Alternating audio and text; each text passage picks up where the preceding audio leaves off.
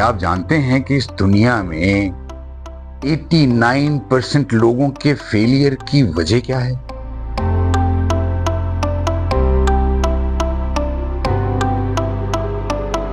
Confucius once said, if your plans are for 1 year, plant rice. If your plans are for 10 years, plant trees. And if your plans are for 100 years, educate your children. हम VN से related क्या काम करेंगे, इसको कैसे संवारेंगे, कैसे इसको निखारेंगे, आइंदा प्रोग्राम्स में इसके बारे में बात होती रहेगी। मेरे प्रोग्राम का नाम है इग्नाइट योर जर्नी। मेरा नाम है खुर्शीद यूसुफ और आप देख रहे हैं यूएस टीवी। जुड़े रहिए इसके साथ। ख़वातीन व हज़रात, अस्सलामु अलैकुम। यूएस टीवी से अपने programme ignite your journey with Khurshid Yusuf के साथ मैं हूं आपके मेज़बान मोहम्मद हसन शेर। नाज़रीन मुकर्रम, दुनिया में जितनी भी इनोवेशन हुई है, जितनी भी जिद्दत आई है, आपको जितनी तरक्की देखने को मिलती है, उसके पीछे एक मेहनत होती है। सालों साल मेहनत करते हैं और वो मेहनत कहाँ से शुरू होती है? एक इंसान को कोई ख्वाब आए या कुछ भी वो सोचता है तो उसके पीछे कोई ना कोई रीज़न होता है, उसकी कोई बेस होती है। वो क्या बुनियाद होती है? वो बुनियाद ये होती है कि उसे कुछ मोटिवेशन मिलती है, कोई उसकी जो है तरबियत करता है, कोई उसको डायरेक्शन मिलती है, फिर वो अपना फ्यूचर स्टार्ट कर देता है। फ्यूचर बनाने के लिए वो मेहनत करता है और अपनी मंजिल की तरफ गामजन हो जाता है। जैसा कि हमारा प्रोग्राम है ignite your journey. Ignite your journey is about us, about everyone. आज हमारे साथ मौजूद हैं जनाब Khurshid Yusuf Sahib, director women resource development centre. Sir, आपको खुश आमदीद कहते हैं। ये आपका अपना प्रोग्राम है। सबसे पहले तो चूंकि वेरी फर्स्ट हमारा ये एपिसोड है, तो इसके मुतालिक आप थोड़ा सा हमारे ऑडियंस को आप थोड़ा तारुफ भी करवाएंगे और आगे हम इसमें क्या कुछ डिस्कस करने जा रहे हैं, ताकि हमारी ऑडियंस जो है वो ये जान सके कि हमने ये प्रोग्राम देखना है तो इसके क्या कुछ फ़वाइद हो सकते हैं। अच्छा, जैसे आपने कहा, सबसे पहली बात तो ये है कि this programme is about me, about you and about everyone around us. ऐसा नहीं है कि सिर्फ एक बच्चा जो है या एक स्टूडेंट इससे फ़ायदा उठा सकता है। हर कोई जो कि इसके साथ जुड़ा होगा, इंशाल्लाह उसको कुछ ना कुछ फ़ायदा ज़रूर होगा। आज का हमारा टॉपिक है सेल्फ डिस्कवरी। हम अपने आप को डिस्कवर कैसे कर सकते हैं? होता ही है कि बात तो उम्रें लग जाती। मैं आपको दो कहानियां सुनाता हूँ। बिल्कुल, एक बच्चे की कहानी है, एक लड़के की कहानी है, और फिर उसके बाद मैं आपको अपनी कहानी सुनाऊंगा। एक बच्चा था, जापानीज बच्चा था, एक्यू उसका नाम था। पढ़ाई में बहुत ही बेचारा रह गया हुआ था, नालायक था, ना टीचर उसको पसंद करते थे, ना घर वालों को जाहिर है वो अच्छा लगता था, ना ही वो स्पोर्ट्स में दिलचस्पी लेता था। और आहिस्ता आहिस्ता जाहिर है जब ऐसे आप इस किस्म के स्टूडेंट हो तो आपके दोस्तों का हल्का भी कम होता चला जाता है। एग्जैक्टली। तो वो बिल्कुल अकेला रहने लग पड़ा। एक दिन घर पे छुट्टी का दिन था, उसके वाले साहब भी छुट्टी पर थे, तो उन्होंने कहा, यार ये रेडियो लेकर आओ, ये काम नहीं कर रहा, जरा इसको देखते हैं। तो वो रेडियो लेकर आ गया।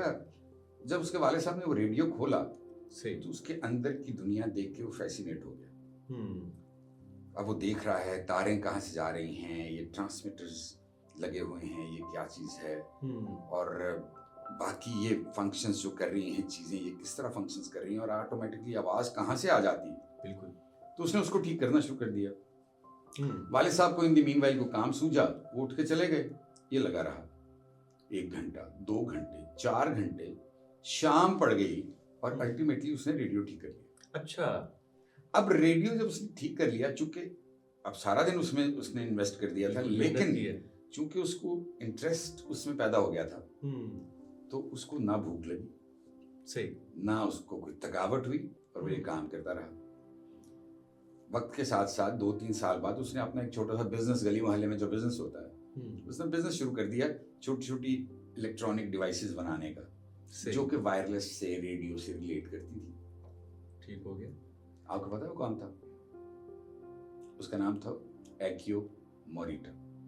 अच्छा सोनी कॉर्पोरेशन का को फाउंडर। अच्छा। तो आप इमेजिन करें कि उसने कितने अरसा पहले, वो 11-12 साल का था जब उसने डिस्कवर कर लिया कि उसको इलेक्ट्रॉनिक्स से और ये सर्किट्स जो हैं इनके साथ दिलचस्पी है। और अल्टीमेटली वो तरक्की करता करता उसने एक ऐसी ऑर्गेनाइजेशन की बुनियाद रखी जो कि still it is taken as the most innovative organisation in the world, in the electronics world. कहने का मतलब सिर्फ ये है कि जितनी जल्दी हम अपने आप को डिस्कवर कर लेते, बिल्कुल, उतनी जल्दी हम अपनी तरक्की का जीना जो है वो भी मुतय्यन कर लेते। सर आपने 2 कहानियाँ कही हैं कि मैं 2 कहानियाँ सुनाऊँगा।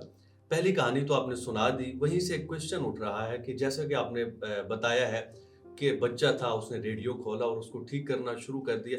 आज के वालिदैन को आप देखें, मैंने तो देखा है, आप भी सर देखते हैं कि बच्चे से कप टूट गया है तो उसको डाँटना शुरू कर देंगे। किसी चीज़ को हाथ लगाएगा, उसको मना करेंगे, बेटा इसको नहीं छेड़ना, ये खराब हो जाएगी। ये मशीन है, इसको आप नहीं छेड़ सकते।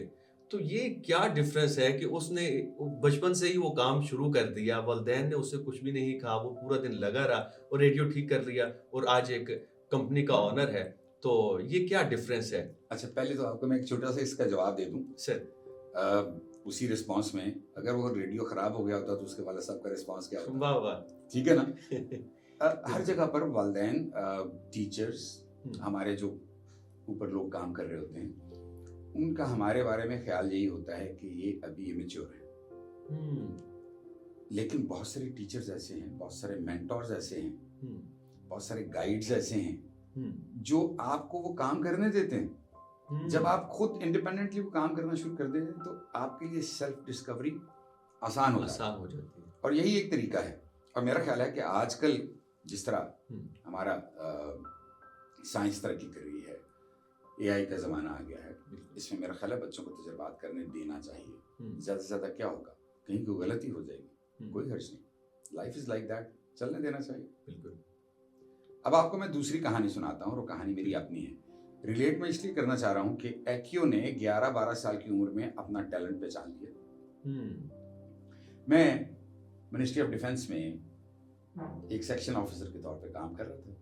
मैंने 9-10 साल वहाँ पर काम किया। सही।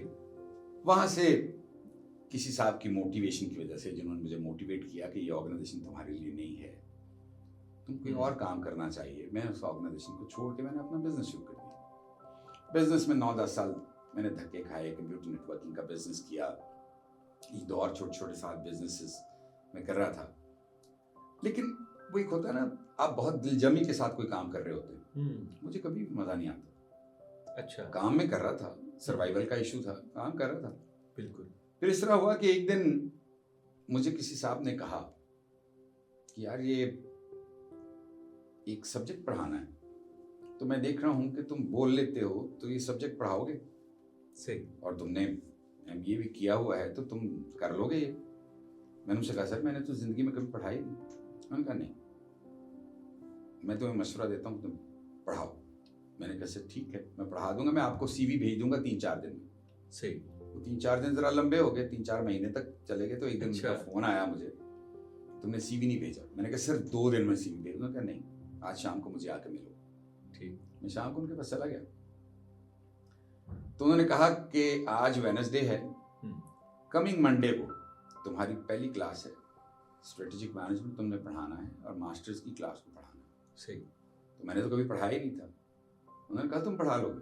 तो वो एक मोटिवेशन थी, जिस तरह उन्होंने मुझे मोटिवेट किया कि तुम पढ़ा लोगे। मैंने कहा चलें जी ठीक है, ट्राई करके देख लेते हैं। तो मैंने उसको पढ़ाना शुरू कर दिया। आप यकीन करें कि 2-4 महीने नहीं, 6 महीने 1 साल के अंदर अंदर मुझे एहसास हुआ कि मेरा तो पैशन ही यही है, मुझे तो काम ही यही करना है। और जब मैंने ये ठान ली कि मुझे काम ही यही करना है, मैंने बिजनेस छोड़ दिया। अच्छा। और मैंने एक एजुकेशनल इंस्टीट्यूशन को ज्वाइन कर लिया। उस एजुकेशनल इंस्टीट्यूशन के साथ मैंने 20 साल का काम किया। जबरदस्त। लेकिन इसमें जो पॉइंट मैं आपसे डिस्कस करना चाहता हूँ वो ये है कि मैंने 42 साल की उम्र में आके अपने आप को डिस्कवर किया। सही। मैंने अपनी जिंदगी के 20-22 साल जाया कर दिए अपने आप को डिस्कवर करने में, और मैं डिस्कवर नहीं कर सका। डिस्कवरीज एक्सीडेंटल भी होती हैं, सही। और हम खुद जब कोशिश करते हैं तो वो भी होती है। ठीक हो। तो ये इतनी देर बाद जब अपने आप को पहचानते हैं तो फिर आप बहुत ज़्यादा ऊपर नहीं जा सकते। बिल्कुल। इसलिए मैं स्टूडेंट्स के साथ पर्टिकुलरली मैं ये ज़रूर बात करता हूँ, अपने आप को आज जानो, अपने आप को डिस्कवर करने की कोशिश करो। हम आपके साथ फिर आहिस्ता आहिस्ता ये भी डिस्कस करेंगे कि अपने आप को डिस्कवर किया कैसे जा सकता है। लेकिन मैं सिर्फ आपको अपनी कहानी सुना रहा हूँ कि मैंने तो 42 साल की उम्र में जाके अपने आप को डिस्कवर किया। अपने आप को ज़रा जल्दी डिस्कवर करें। बिल्कुल, एग्जैक्टली। सर, जैसा कि पहली कहानी भी आपने इसी के रेलेवेंट सुनाई है, और फिर आपने अपनी जो आप बीती है आपकी अपनी है, तो वो भी आपने हमारे साथ शेयर की है कि एक बच्चा है तो उसने इतनी छोटी उम्र में उसने अपने आप को डिस्कवर कर लिया, फिर आपके 40 साल लगे और आज माशाल्लाह एक अच्छे मकाम पर है। बहुत जल्दी ये कर लेना चाहिए, क्योंकि हम ऐसे मुआशरे में रह रहे हैं जिसकी मैंने पहले बात कर दी है। उसके साथ सर एक और चीज़ मैंने देखी है कि अब मैं अगर आपको अपना बताऊं, तो जब मैंने एफएससी कर ली, उसके बाद जब मैंने बीए कर लिया, और उसके बाद फिर मैं टीचर्स को मिल रहा और उनसे पूछता कि सर मैंने बीए कर लिया, यूनिवर्सिटी में एडमिशन लेना है, अब मैं क्या करूं? सबसे पहले मैं इंग्लिश के टीचर को मिला, उसने बोला बेटा इंग्लिश सब्जेक्ट बड़ा अच्छा है, आप ये करके आगे CSSP कर लोगे, ये एक इंटरनेशनल लैंग्वेज है और बड़ा फ़ायदा देगी। मैंने कहा ओके। मैंने कहा चलिए किसी और टीचर से मशवरा करता हूँ। उर्दू के टीचर को मिला, उससे बोला बेटा आपकी जो उर्दू है ना बड़ी ज़बरदस्त है, आप उर्दू में MPhil करें, MA करें, MPhil करें और आगे कहीं लेक्चरर लग जाए और आपकी इसमें जगह बनती है। मीन्स कि जिस शोबे वाला जो भी जिस शोबे के साथ मुंसलिक है उसको मिला, उसने यही मशवरा दिया कि ये शोबा बड़ा अच्छा है।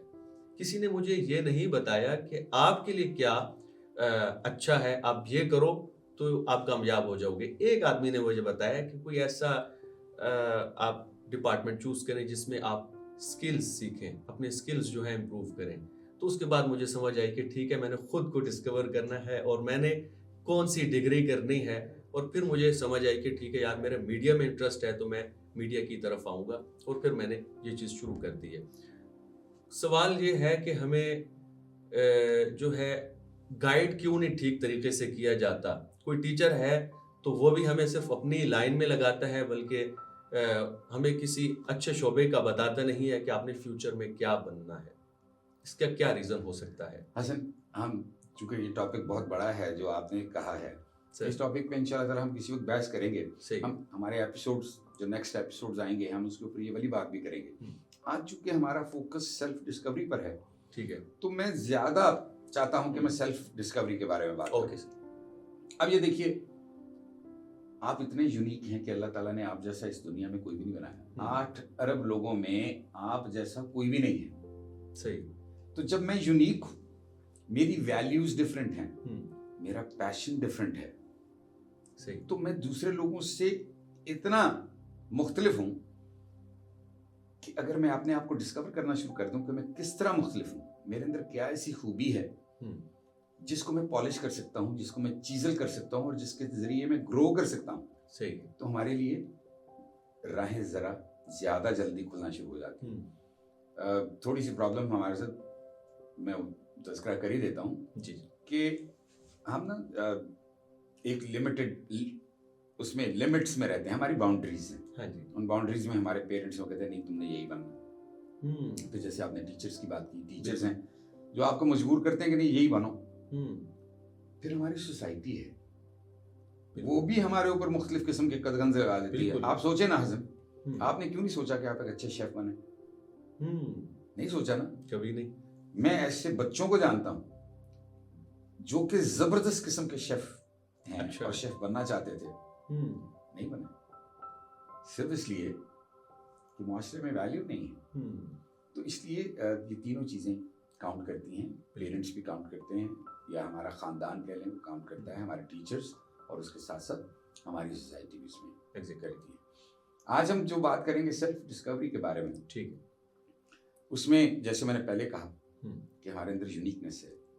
उस यूनिकनेस को डिस्कवर करने के लिए जो सबसे इम्पोर्टेंट चीज़ है, मैं 2 चीज़ों के बारे में हमेशा बहुत ज़्यादा एम्फेसाइज करता हूँ, उस पर जोर देता हूँ। पहली चीज़ नॉलेज। आप जिस चीज को पढ़ रहे हो ना, आप उसमें इंडल्ज, उसको पढ़ने की कोशिश करें। हम्म, आपने एक चीज को पढ़ना शुरू किया, आपने एक दिन पढ़ा, 2 दिन पढ़ा, मजा ही नहीं आया, आपने किताब दूसरी तरफ रख दी, कोई इशू नहीं। आपने एक और किताब उठा ली, आप एक्सपेरिमेंटिंग कर रहे हैं ना, सही। आपने दूसरी किताब उठा ली। पहली आपने किताब जो उठाई थी पोइट्री की थी, आपको पोइट्री के साथ कोई शगफ नहीं था, आपने दूसरी फिक्शन की किताब उठा ली, लवली। तीसरा शख्स, उसने एक और किताब उठाई और वो साइंस फिक्शन के बारे में थी, उसको साइंस फिक्शन ज्यादा अच्छी लगी। सही है। तो हमारे मिजाज सही। और हमारे दिमाग इकट्ठे चल रहे होते हैं, और जब हमारा मिजाज और दिमाग मिल जाए सही। तो हम ज्यादा बेहतर तरीके से आगे चल सकते हैं। ठीक है सर। अच्छा, उसमें आप सर हमें क्या बताएंगे कि अगर हमें कोई मिस्टेक बता दे, जैसे कि आप अपने आप को पहचानने की बात कर रहे हैं, तो जब हमें कोई मिस्टेक बता दे तो हम उसकी बात सुनते क्यों नहीं है, एक्सेप्ट नहीं करते कि ये मेरे में मिस्टेक हो सकती है? ये आपने बड़ी अच्छी बात की। हमारा सेल्फ डिस्कवरी में जो जी। सबसे बड़ा इम्पैक्ट जो चीज क्रिएट करती है, सर। जो फैक्टर इम्पैक्ट क्रिएट करता है, वो यही है जो आपने कहा, और इसका नाम है फीडबैक। सबसे पहली बात तो यह है कि फीडबैक मुझे मिलेगी कब? जब तक मैं अपने आप को ओपन नहीं करूंगा, मैं आपके साथ बैठूंगा नहीं, मैं आपके साथ बातचीत नहीं करूंगा, तो मैं तो ओपन नहीं हो रहा। जब मैं ओपन नहीं हो रहा तो मेरी किस चीज के ऊपर आप मुझे फीडबैक देंगे? मैं आपसे मिल रहा हूँ, मेरे 4 दोस्त और हैं, 10 दोस्त और हैं, मेरी एक क्लासरूम है जहाँ पर मैं जाके अपने बच्चों के साथ इंटरेक्ट करता हूँ किसी एक सब्जेक्ट के ऊपर, तो मेरा अब उनके साथ एक बॉन्ड डेवलप हो रहा है, मैं ओपन अप हो रहा हूँ। जब मैं अपने आप को ओपन करना शुरू करता हूँ तो फिर फीडबैक मिलता है। बिल्कुल। इसका बहुत जबरदस्त मॉडल है, इंशाल्लाह हम अपनी नेक्स्ट एपिसोड में, इंशाल्लाह आप मुझे याद कराइएगा, हम इस मॉडल को डिस्कस करेंगे जरूर। तो आज हमारा चूंकि इतना ही है कि हम अपने आप को जितना ओपन करते चले जाएंगे, दोस्तों के साथ, लोगों के साथ, ऑडियंसेस में, पार्टिसिपेंट्स के साथ, उतना हमें फीडबैक ज्यादा बेहतर मिलेगा। अब फीडबैक की प्रॉब्लम क्या है? हमारे माशरे में फीडबैक हमेशा बहुत सख्त तरीके से दी जाती है। बिल्कुल। कोई तनुते काम ही नहीं करना आता, छड़ दे, you know, this is one way of doing things. Yes. On the other hand, आप इसको बेहतर तरीके से भी दे सकते हैं। मैं जब भी अपने पार्टिसिपेंट्स के साथ या अपने बच्चों के साथ इंटरेक्ट करता हूँ, मैं उनसे कहता हूँ जब भी आप फीडबैक दे रहे हो उसको तोहफे की तरह दें। वाह वाह। जब आप उसको तोहफे की तरह देते हैं तो ऑटोमेटिकली जो लेने वाला है वो उसको तोहफे की तरह लेगा ना। बिल्कुल। आपने उसको रैप करके दिया है, आपने उसके ऊपर रिबन्स लगाए हैं, आपने उसके ऊपर कार्ड लगाया है, एक तोहफा जब दे रहे हैं तो हम अपनी फीडबैक को रैप करके क्यों नहीं दे सकते? हम उसके लिए अच्छे अल्फाज क्यों नहीं सोच सकते कि मैं अगर इसको इस तरह फीडबैक दूंगा तो ये ज्यादा करामत होगी, बजाय इसके कि मैं इसके मुंह पे मार दूं। इसी तरह फीडबैक लेना, आपने मुझे फीडबैक दी, आपने कहा सर वो नहीं, मजा नहीं आया, वो जो आप सेशन कर रहे थे ना, मजा नहीं आया। मैंने कहा तुम्हें क्या पता, तुम कौन हो भाई? बिल्कुल। तुम्हारी उम्र क्या है, मेरी उम्र क्या है, तुम मुझे बताओगे कि मजा नहीं आया? इसका मतलब क्या है? मैंने अपनी लर्निंग को रोक दिया। बिल्कुल। मैंने अपने आप को मास्टर क्लेम करना शुरू कर दिया। आप सारी जिंदगी लर्नर रहो, चीजें आप तक ऑटोमेटिकली आती रहेंगी। और learning is a feedback as well, कि आप नई नई चीजें सीख रहे हैं। क्यों सीख रहे हैं? पुरानी चीजों को अनलर्न करके आप नई चीजें सीख रहे हैं। तो लोग यूजुअली जब आपको फीडबैक देते हैं, आप अपने पास आप रख लें, तोहफे की तरह रख लें। बाज का तोहफे की जरूरत हमें पड़ती नहीं, सारी जिंदगी जरूरत नहीं पड़ती। जब तोहफे की जरूरत नहीं पड़ी तो कोई हर्ज नहीं, हम किसी यार दोस्त को दे देते हैं कोई तोहफा, है ना? बिल्कुल। लेकिन हम किसी के मुंह पर तो नहीं मारते। इसी तरह जब कोई आपको फीडबैक दे रहा हो तो आप उसको तोहफे की तरह लें।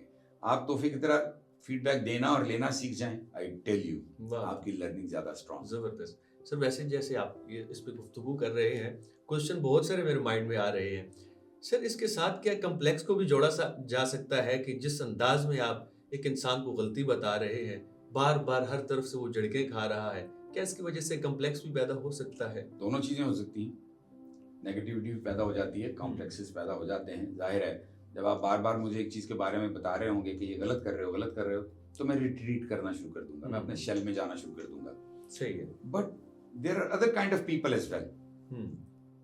वो लोग इसको चैलेंज के तौर पर ले लेते हैं, उसको मोटिवेशन के तौर पर ले लेते हैं। हमारे एक दोस्त हैं, हमारे दोस्त हैं, मैथमेटिक्स में यूनिवर्सिटी में गए दाखला लेने के लिए, जब हम सही। मास्टर्स कर रहे थे उस दौर की बात है। वो यूनिवर्सिटी में गए और उन्होंने जाके मैथमेटिक्स के लिए, अब उसके में इंटरव्यू होता था, वो इंटरव्यू के लिए चले गए। चेयरमैन साहब भी बैठे हुए थे, हेड ऑफ द डिपार्टमेंट भी बैठे हुए थे, 2 लोग और भी बैठे हुए थे। जब वो इंटरव्यू के लिए गए तो उनकी सेकंड डिवीजन थी मैथमेटिक्स में। तो जो चेयरमैन साहब थे उन्होंने उससे कहा तुम ये नहीं कर सकोगे। अच्छा। उसने कहा सर मेरा शौक है, मैं चाहता हूँ मैं मैथमेटिक्स। उन्होंने कहा शौक और इल्म 2 मुख्तलिफ चीज़ें हैं, हो सकता है तुम इल्म हासिल ना कर सको, और ख़ासतौर पर मैथमेटिक्स ये बहुत दिमागी काम है, और मैंने देख लिया है कि तुमने दिमागी तौर पर कितना काम किया है कि तुम्हारी सेकंड डिवीजन है, तुम ये काम नहीं कर सकते। सही। उसने कहा सर मैं कर लूँगा। उसने कहा तुम नहीं कर सकते। सर मैं कर लूँगा। ये दीवार देख रहे हो? उसने कहा जी देख रहे हो। तुम इसे प्लान सकते हो? उसने कहा जी दीवार तो मैं नहीं प्लान सकता। उसने कहा इसी तरह तुम मैथमेटिक्स में नहीं कर सकोगे। उसने कहा सर मैंने मैथमेटिक्स में ही दाखिला लेना है। उसने कहा फिर तुम भी इधर हो, मैं भी इधर हूँ। अच्छा। तो मैं देखूंगा कि तुम मैथमेटिक्स में कैसे, क्योंकि मुझे तुम्हारे अंदर वो टैलेंट नजर ही नहीं आ रहा।